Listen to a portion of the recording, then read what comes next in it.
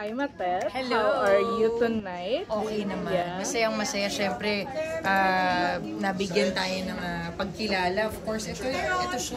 Yung ating ASEAN Excellence Award. Yung ating fama.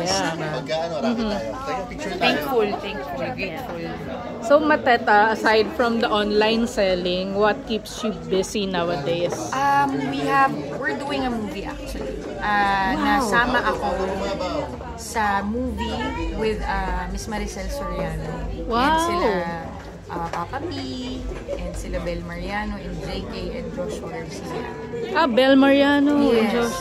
What movie is that? Okay lang mo sabihin. Meet Greet Bio ng Star Cinema. By as in Bele. By as in Babu. Okay. Iniisip ko mag-online selling. Yeah, me too. Yeah, so is that slated to be released this year? Yes, nag-start na ba kayo mag-shoot? Lalabas siya ng November yata. If I'm not mistaken. Parang mga ganun. Or hindi ko alam kung film fest. So how do you recharge whenever you have acting gigs like this? Because syempre your life revolves more about being a mom, doing online selling. Parang may ritual ka ba like watching films or wala naman. Parang jump straight na agad sa shooting. Light lang naman. And yung team ni Direk Cathy Garcia, Sampana kasi. Sampana na nga, oo. Mga kaibigan namin because kami yung John Lloyd Sarah trilogy. Kami yan eh. Yung team na yan. So we're all friends and and the set is magaan lang naman. So ano yung tips? Ikaw kasi ang tagal mo na ding, 'di ba? Nag-start ka tama ba? Nag-start ka na child So ano yung tips mo para yung ganyan na actually more yung transitioning Kasi yun yung uso ngayon 'di ba? Yung parang transitioning from a child to an adult. Alam mo magaling yung mami ko doon. Kasi after ko maging nag-artista ako nung bata ako, 'di ba? Pinatigil ako ni mami for a bit. Like for a few years. Yung mga awkward stages. And then sa kanya ako pinabalik ulit nung 12 na ako yata. 13 yan. Doon na siya. Kumbaga, natigil siya, child star, child actress, tapos natigil kasi awkward, tapos nag-teenager. So, pwede na ako sa mga teenager na And then after that, naging nanay ako, sumabay naman yung mga roles nila pumasok na pwede na ako So, naging okay siya, naging madali. Yeah. Awa ng Diyos. Yeah. So, I know most likely you were never asked this kasi it was a touchy subject because of the but si Miss Nora were you able to ask tips on being a mom from her when you were a new mom? I didn't need to. Kasi memoryado ko ng pagiging nanay ng nanay ko. So parang in-apply mo na lang, na mo na siya, parang naka-imprint na sa'yo. Yung disiplina kasi. Disiplina, yung kailangan marunong ka sa buhay. Hindi po pwedeng, kasi ang salita ng mami ko, lagi yan, hindi tayo mayaman. Laging ganun si mami before. So hanggang ngayon, yan yung ini-instill ko sa pag-iisip ng mga anak ko.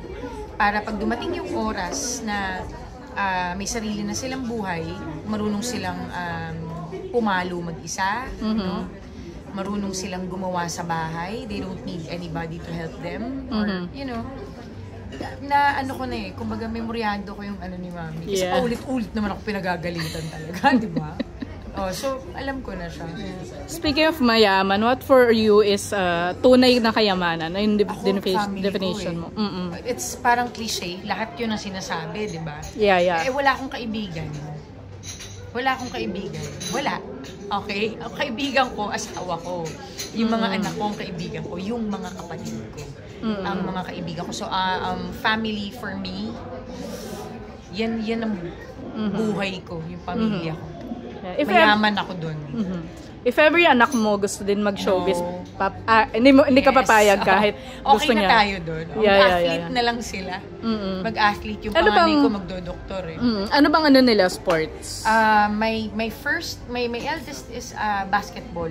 Pero nagpahinga na muna siya ngayon dahil nag-aaral ng para maging psychiatrist. And then my second is grade 12 na nasa UST siya. She plays volleyball for the school. Varsity siya ng UST. And my youngest naman, since gaya-gaya, volleyball din siya and varsity din siya ng school niya. Oo. Ayun, huwag mo lang mag-aartista. Tama na yan. Magkano na lang sila, mag-sports na lang. Yeah. So, may mga natatanggap ka, if I may ask, may mga natatanggap ka pa ba sa online selling mo na, you know, medyo yung mga comments na not so, until now, Yeah, like, 4 months what is it after today? na. It's Saturday. Yes. Thursday meron. Maraming, What about? iiyak na yan. Iiyak na Hanggang yan. ngayon? Wala ka na kasing pera. Kaya That's so nagbibenta ka mean. na lang. Ganun-ganun. Eh, hindi naman nila alam. Ayoko rin namang sabihin how much live sellers earn. Yeah. No? So, ayoko sabihin sa kanila kasi parang naman akong ano. Yeah, Alam na syempre ni pag Tyron yan. sinabi mo sasabihin. Ha? Kung magkano ang kita. Oo.